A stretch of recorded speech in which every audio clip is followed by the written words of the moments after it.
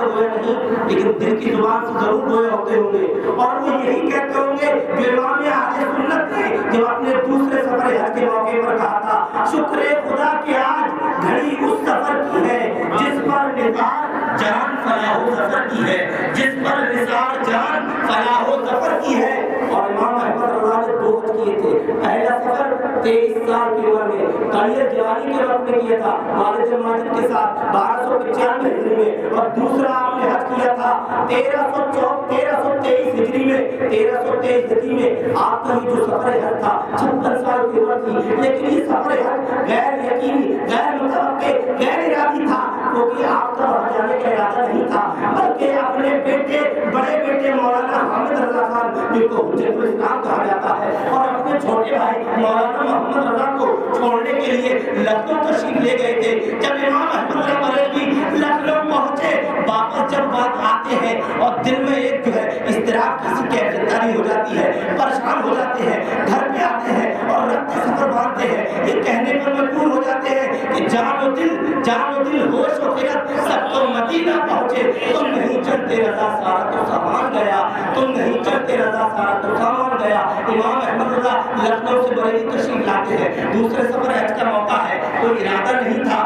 جب دل میں اضطراب کسی کیفیت تاری ہوئی، آپ نے اپنا رخت سفر تیار کیا، آپ ممبئی کے لیے روانہ ہو گئے۔ اور جب اتفاق یہ کہ جب آپ ممبئی پہنچے تو آپ کی ملاقات اپنے بڑے بیٹے مولانا حامد رضا اور جو ہے مولانا محمد رضا سے ہو جاتی ہے، ان کے ساتھ آپ جدہ تشریف لے جاتے ہیں۔ جدہ پہنچنے کے بعد میرے عزیز دوستوں اور ساتھیوں، یہاں ایک بات اور بتانا چاہتا ہوں، اعلیٰ حضرت کا ارادہ نہیں تھا، لیکن اللہ رب العزت کو بلانا تھا اور بلا کے بڑے بڑے انعامات سے نوازا تھا اور بڑے بڑے کام لینا تھے۔ امام احمد رضا نے دوسرے سفر حج کے موقع پر آپ کی عمر شریف جو ہے 56 برس کی تھی، 1323 ہجری کا واقعہ ہے، کیونکہ ذوالحجہ میں حج کیا جاتا ہے اور اسلامی جو سال بدلتی ہے وہ ذوالحجہ سے بدلتی ہے۔ محرم کے مہینے میں 1324 ہجری میں اعلیٰ حضرت نے 3 بڑے اہم رسالے لکھے تھے، ایک کا نام ہے الدولۃ المکیہ بالمادۃ الغیبیہ۔ اس وقت جب امام احمد رضا بریلوی مدینہ تشریف لے گئے تھے حج کرنے کے لیے، آپ کے بیٹے ساتھ میں تھے، مولانا محمد رضا ساتھ میں تھے،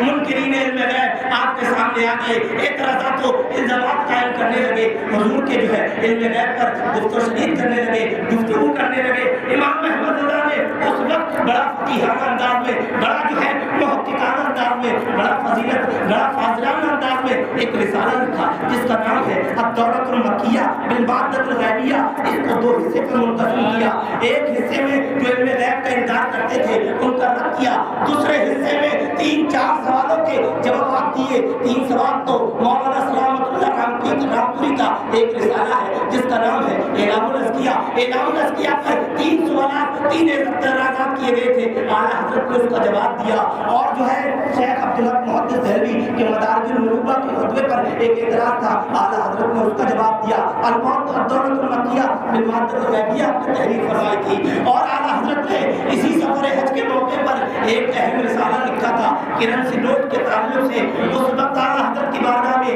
ایک استفتاء آیا تھا، 12 سوالوں پر مشتمل تھا۔ کرنسی نوٹ یہ جو ہوتا ہے، یہ نوٹ مال ہے کہ نہیں، مال ہے تو اس کی بے جائز ہے کہ نہیں، بے جائز ہے تو زکات ہے کہ نہیں، اس طریقے سے اعلیٰ حضرت کی بارگاہ میں استفتاء آیا، 12 سوالوں پر مشتمل تھے۔ اعلیٰ حضرت نے بڑا فقیہانہ انداز میں اس کا جواب دیا اور اس کا نام رکھا کہ فقیہ فاہم فی احکام التاسب دراہیم۔ اور اعلیٰ حضرت سے اللہ رب العزت نے ایک بڑی خدمت اور لکھی، حسام الحرمین علامت الکفر والمین، یہ 3 شاندار رسالے لکھے، کیونکہ اعلیٰ حضرت کا ارادہ نہیں تھا، اللہ رب العزت کو بلانا تھا، بڑے بڑے کام لینے تھے اور بڑے انعامات سے نوازنا تھا۔ کیا انعام سے نوازا؟ بہت مختصر وقت میں بہت تیزی کے ساتھ بول رہا ہوں، اور جب اعلیٰ حضرت وہاں پہنچے تھے، جب یہ 3 رسالے لکھے تھے، شریف مکہ نے اعلیٰ حضرت کو اپنی بارگاہ میں طلب کیا۔ اعلیٰ حضرت پہنچے اور کہا کیا انعام چاہتے ہو؟ اعلیٰ حضرت نے کہا میں کچھ نہیں چاہتا ہوں، ایک عاشق کی تمنا تو بس یہی ہو سکتی ہے کہ میں اپنے معشوق کو دیکھ لوں، اپنے محبوب کو دیکھ لوں، ایک محب کی تمنا یہی ہو سکتی ہے کہ میں اپنے محبوب کا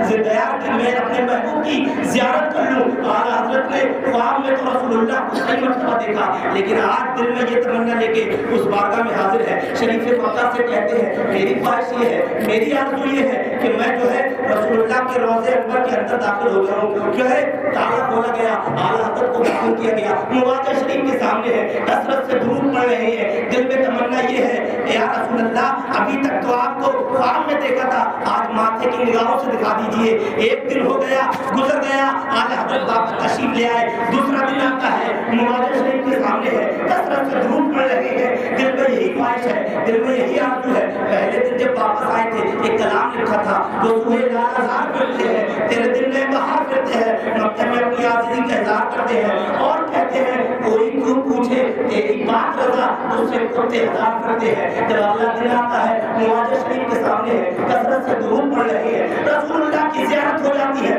رخ زیبا کا دیدار ہو جاتا ہے، پکار اٹھتے ہیں تو زندہ ہے واللہ، تو زندہ ہے واللہ، میرے چشم آدم سے چھپ جانے والے، میرے چشم آدم سے چھپ جانے والے۔ جب امام احمد رضا نے اپنے ماتھے کی نگاہوں سے رسول اللہ کا دیدار کیا، ان کے رخ زیبا کو دیکھا تو دل میں ایک تڑپ پیدا ہوئی، دل میں ایک تمنا ظاہر ہوئی کہ رسول اللہ کی جو ہے سجدہ کر لیا جائے۔ ان کے رخ زیبا کی جب جذب و کشش کو دیکھا تو آپ کی پیشانی جھکنے کے لیے تیار تھی اور کہتے ہیں پیش نظر کو نو بہار، پیش نظر کو نو بہار، سجدے کو دل ہے بے قرار، روکیے سر کو روکیے، ہاں یہی امتحان ہے۔ امام احمد اللہ کہتے ہیں یہ ضرور جو ہے